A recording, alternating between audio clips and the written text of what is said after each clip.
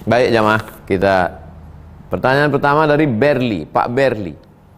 Assalamualaikum Ustaz. Waalaikumsalam warahmatullahi wabarakatuh. Kalau kita ingin berkurban, apakah harus menyaksikan hewan kurban kita saat disembelih? Ketika Sayyidina Muhammad SAW menyembelih, Sayyidah Aisyah menyaksikan. Ketika Sayyidina Ali menyembelih, Sayyidatuna Fatimah, Sayyidina Al-Hasan, Sayyidina Al-Husain menyaksikan. Itu menunjukkan dianjurkan membawa orang. Kalau perempuan dia tidak ikut menyembelih, tapi orang lain menyembelih dia menengok. Kalau laki-laki yang mampu dia menyembelih sendiri. Bismillahi wallahu akbar, Allahumma taqabbal min fulan bin fulan. Yang perempuan ikut menyaksikan. Hikmahnya apa? Menengok mati. Hikmahnya apa? Sya'airillah, syiar. Biar supaya orang jangan sepele nengok kita. Tengok tuh orang Islam, penuh tanah lapang tuh, bagi-bagi daging mereka. Apa hukum menyaksikan itu? Bukan rukun, bukan syarat, bukan wajib. Bukan rukun, bukan syarat, bukan wajib, sunat. Jangan gara-gara ini tak berkurban. Pak, kirimkan kurbannya ke suku Talang Mamak, suku Akit, suku Laut, suku Sakai. Wah enggak, saya mesti ngelihat penyembelihan. Transfer aja. Ngelihat itu tidak wajib, tidak rukun, tidak syarat. Transferkan ke nomor berikut ini. Kedua, Ibu Nurdiana. Ustadz, ketika ada teman kita yang akan mengurus tolak di kuah, apakah berdosa kita menemaninya mengurus? Kalau dia cukup rukun syarat, maka tidak dosa. Karena dalam Islam ada pembahasan tentang itu. Tapi kalau hanya untuk main-main, hanya untuk suka-suka, hanya untuk menyia-nyiakan hukum Allah, maka kita termasuk dalam orang yang at-tala'ub bihududillah, mempermainkan hukum-hukum Allah. Cukup syarat, tidak memberi nafkah, tidak memberi makan, tidak memberi pakaian, tidak memberi perhatian. Cukup syarat, kita temani dia, kita sudah menolong dia dari aniaya orang. Tapi kalau tidak, hanya untuk main-main saja, bayangkan itu, suami miskin susah, perempuan ini pula mau hidup gaya hebat, lalu kita temani dia, berarti kita sudah bersyubhat, sudah berkongsi, sudah bekerja sama dalam kebatilan. Na'udzubillah. Jadi jangan asal ikut aja sama orang, kenali baik-baik apa ini perbuatan. 3. Muzakki yakin. Muzakki artinya orang yang berzakat. Yakin, yakin. Nama orang, Pak Muzakki yakin. Ustadz, adakah doa khusus dibaca ketika hamil dan proses kelahiran? Orang yang hamil itu, dia rentan diganggu oleh jin setan. Karena emosinya labil. Maka dibacanya lah yang menguatkan dia, menjauhkan dia dari godaan setan. A'udzu bikalimatillahi tammati min kulli syaitani wa hammati wa min kulli ainil lammah. Aku berlindung dengan firman Allah dari segala godaan setan dan segala yang mengganggu. Bismillahilladzi la yadurru ma'asmihi syai'un fil ardi wala fis sama'. Aku sebut nama Allah. Dengan menyebut nama Allah tak ada satupun yang dapat memudaratkan di bumi maupun di langit. Banyak-banyak selawat. Allahumma salli ala Sayyidina Muhammad wa ala ali Sayyidina Muhammad. Sebelum tidur malam baca pangkal Al-Baqarah sampai wa ulaika humul muflihun, baca ayat kursi tengah Al-Baqarah, baca ujung Al-Baqarah lillahi ma fis samawati wa ma fil ard, baca Al-Fatihah sekali, qul huwallah 3 kali, qul a'udzu falaq sekali, qul a'udzu nas sekali, tiupkan ke telapak tangan, hembuskan tiupkan ke telapak tangan, usapkan ke muka, ke kepala, ke badan, menghadap ke arah kiblat. Kuatkan. Jadi perempuan yang sedang hamil itu emosinya tak stabil, Datang setan berbisik-bisik. Jadi setan itu kerjanya, ini saya ajarkan kerja setan.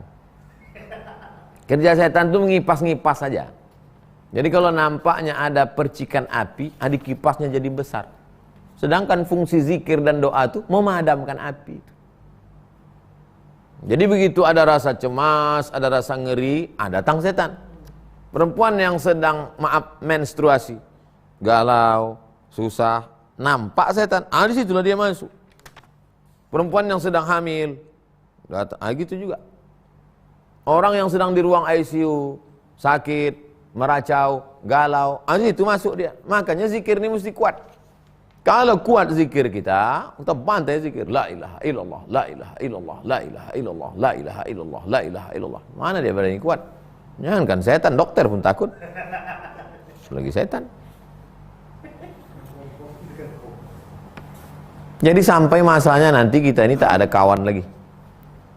Kawan tak bisa jumpa, keluarga tak dikasih masuk, jam 1 malam, mati lampu. Belum cerita mati lagi nih. Kalau cerita mati, jam 1 malam di ruang ICU, lampu redup sendirian. Itu kalau tak kuat zikir, tak putus. Jadi yang selama ini banyak berkawan-kawan, jangan terlalu berpegang pada kawan. Sampai masanya kita sendirian.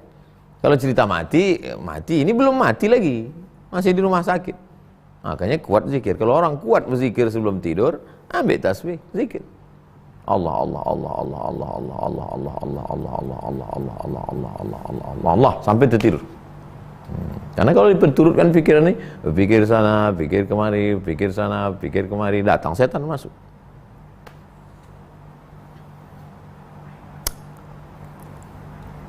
Kalau ada orang menganggap masih muda usah zikir dulu, nantilah agak tua, tak bisa. Man syab'a ala syai'in syab'a alaih. Siapa yang membiasakan dari muda, itu yang terbawa sampai tua nanti.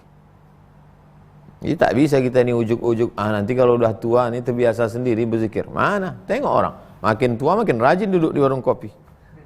Matinya pun tersedak minum kopi. Pak Ilham, Ustadz, tentang hadis perbedaan pendapat pada umatku adalah rahmat, bagaimana penjelasannya? Ikhtilafu ummati rahmatun. Perbedaan umatku ini rahmat. Kata Imam Jalaluddin Abdurrahman As-Suyuti, meninggal tahun 911 Hijriah, ini hadis pernah ada sanadnya tapi hilang katanya. Ikhtilafu ummati rahmatun itu. Kata dia dulu ada sanadnya tapi hilang. Ya, kalau hilang berarti bukan hadis. Makanya kalau ada yang mengatakan la aslalahu, tak ada asalnya. Maksud la aslalahu, la sanadalahu. Tak ada sanadnya. Kalau tak ada sanad bukan hadis. Tapi maknanya bagus. Jangan mentang-mentang dia bukan hadis enggak bagus. Bagus. Ikhtilafu ummati rahmatun. Perbedaan pendapat di kalangan umatku itu rahmat. Mana pula Pak Ustaz? Di masjid kami bertinju orang. Ini banyak dipermasalahkan orang. Ikhtilafu ummati rahmatun. Mana pula ikhtilaf umat itu jadi rahmat? Buktinya di tempat kami hampir pecah jendela masjid itu bertinju orang. Salat Idul Fitri baru sah kalau 41 orang. Mazhab Syafi'i. 40 orang. Mazhab Syafi'i. Dan kita bertahun-tahun berpegang ke mazhab ini. Abdul Somad bertahun-tahun memegang pendapat ini, sudah umur 43 tahun memegang ini. Tiba-tiba datang COVID-19. Datang COVID. Terus kayak mana sholat Id kemarin? Pakai mazhab Hanafi. Imam satu, makmum beberapa orang. Jadi sholat Id. Nampak ikhtilafu ummati rahmatun. Rahmat. Dan kita mana pula berani kita melawan Imam Syafi'i. Tapi karena darurat kita laksanakan salat Id, habis itu khutbah tercapai. Dan Majelis Ulama Indonesia pun mengeluarkan fatwa itu. Nampak rahmat. Jadi perbedaan fikih di antar ulama itu menjadi khazanah kekayaan yang luar biasa. Begini kata Imam Hanafi, begini kata Imam Maliki, begini kata Imam Syafi'i, begini kata Imam Hambali, begini kata Imam Al-Auza'i, begini kata Imam Ibnu Abi Layla, begini kata Imam Sufyan Ats-Tsauri, begini kata Imam Sufyan Ibnu Uyainah, begini kata Imam Laits Ibnu Sa'ad, begini kata Imam Ja'far. Kekayaan. Terakhir, Bu Elsa Fitria, Ustadz, apa hukumnya jika saya selalu tak sengaja membunuh semut ketika sedang menyapu atau mencuci piring, karena di rumah saya banyak semut? Kenapa semut itu datang ke piring? Karena ada tulang ikan. Maka habis makan, jangan biarkan tulang ikan itu ada di atas piring. Ini bukan tak sengaja, sengaja kita meninggalkan. Buang tulang ikan, sambal-sambal, telur dadar, segala macam berlebih, masukkan ke plastik, masukkan ke tong sampah. Lepaskan yang sampah membusuk, sampah plastik, masukkan ke plastik, sampah yang busuk, campakkan. Biar supaya itu jadi makanan semut. Karena makhluk-makhluk Allah itu juga mau makan. Dibiarkan pula tulang belulang, tulang sup tunjang, tulang kaki, tulang. Datanglah semut. Pas datang semut, disiram pakai air panas. Oh, dia makhluk Allah Ta'ala. Tengok Nabi Sulaiman alaihissalam. Nabi Sulaiman raja di raja gagah perkasa, ditahannya pasukan itu. Di rumah banyak anak kecil. Anak kecil itu kan habis makan roti, kalau perutnya kenyang sipak-sipaknya roti itu. Disapu lah. Habis itu disapu, buang. Ini dibiarkan. Oh, dibiarkan tentu berdatangan semut. Bukan salah semut tuh, kita yang salah. Kita yang salah. Kita biarkan agak 2-3 jam, datanglah semut. Pas datang semut baru mengamuk. Wah, ini semut nih datang. Semut tuh kalau boleh dia dikasih suara, mengamuk juga dia. Aku kalau tak ada kuih ini, tak ada datang aku sini, kata dia. Karena ada kuih berserak, ini aku mau kemari. Ustadz ini mengada-ngada. Ustadz Somad ini mengada-ngada, mana pula bisa semut mengamuk. Tuh, Nabi Sulaiman mendengar semut berkata, Ya ayyatuhan namlu dukhulu masakinakum. Hai semut-semut, masuklah kalian ke sarang kalian semua, supaya jangan sampai pasukan Sulaiman menginjak perut kamu jadi pecah. Fatabassama dhahikan, tersenyum Nabi Sulaiman. Jadi kalau kita menjadi pemimpin, maka semut pun mendapat keadilan kita. Jangan biarkan. Lalu kemudian tak boleh membuang air panas di tepi jendela. Buka jendela, orang di kampung kan rumahnya jauh-jauh.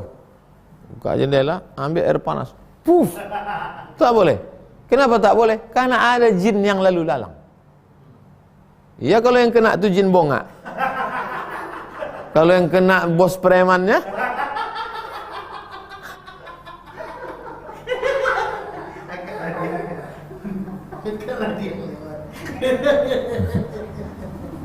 ada tak orang memikirkan sampai ke semut?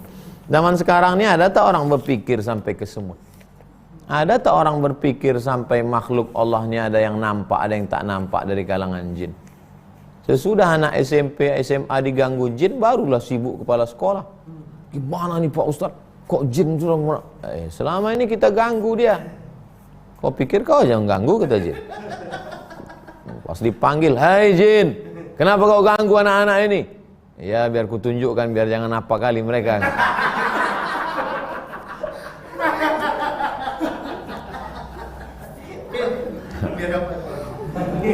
Jamaah yang dimuliakan Allah, itu kaji kita malam ini, mudah-mudahan bermanfaat. Kita tutup dengan baca doa kafaratul majlis. Subhanakallahumma wa bihamdika, asyhadu an la ilaha illa anta, astaghfiruka wa atubu ilaih. Assalamualaikum warahmatullahi wabarakatuh.